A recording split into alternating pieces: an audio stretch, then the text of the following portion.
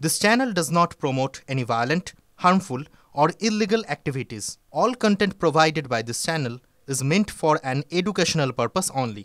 Top quality और consistent performance के लिए सिर्फ सिल्वर पंप्स नाम याद रखना। একই দোকানে বারবার ক্রেতা সেজে রেখি তারপর সময় বুঝে জিনিস নিয়ে পালিয়ে গেল দুষ্কৃতী। হুগলি সেই দোকানে সিসিটিভি ফুটেজ এখন ভাইরাল। ভর সন্ধ্যায় দোকানের মহিলা কর্মীকে কার্যত বোকা বানিয়ে ৮ লক্ষ টাকা সোনা চেন ছিনিয়ে নিয়ে যায় দুষ্কৃতী।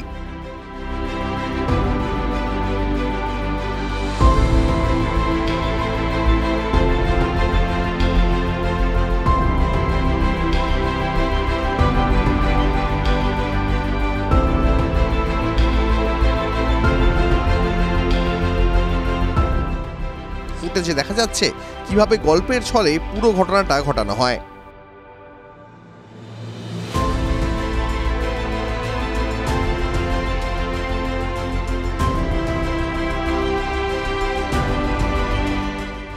শ্রীরামপুরের বউবাজার এলাকার ঘটনা। অভিনব কায়দায় ক্রেতা সেজে প্রায় ৮০ গ্রাম ওজনের ৭টি চেন ছিনিয়ে নিয়ে গেল দুষ্কৃতী। গত ২৮ মের ঘটনা। সন্ধ্যা ৭টা নাগাদ এই ঘটনাটি ঘটে। দোকান তখন ফাঁকাই ছিল। হঠাৎ আসেন, এসে চেন দেখাতে বলেন। এবার আমার দোকানে যে ম্যাডাম যে আছেন উনি চেন দেখান, আমিও পাশে থাকি, আমার সাথে কথা বলে যে চেন দেখাতে। আমি ওনাকে বলি যে চেনটা দেখাও।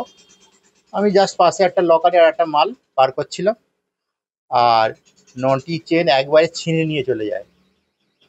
আনুমানিক মূল্য হবে ৮ লক্ষ টাকা, ৭৭ গ্রাম ৭১০ মিলিগ্রাম। ফুটেজে দেখা যাচ্ছে এক যুবক ওই দোকানে ঢোকে। সোনার দোকানের মহিলা কর্মীকে বলে আগের দিন নিয়ে যাওয়া সোনার চেন বদল করে দিতে হবে। কর্মী সেই কথা শুনে সোনার চেনের বাক্স বের করে সবকটা চেন নিয়ে তাকে দেখাতে যাবেন। এমন সময় তার হাত থেকে চেনের গোছা নিয়ে দৌড়ে পালায় দুষ্কৃতী। সেই ঘটনা সিসিটিভি ফুটেজ ভাইরাল হয়েছে। সোনার দোকানের মালিক জানিয়েছেন, গত 14 তারিখে এক অচেনা ব্যক্তি একটি রূপোর চেন কেনে। তারপর 25 তারিখ একটি রূপোর আংটি কেনে। ফের 28 তারিখে দোকানে গিয়ে সোনার চেন দেখতে চায়, আর মহিলা কর্মী চেন বার করতেই তার হাত থেকে আচমকাই 7টি চেন ছিনিয়ে নিয়ে পালায় ওই দুষ্কৃতী।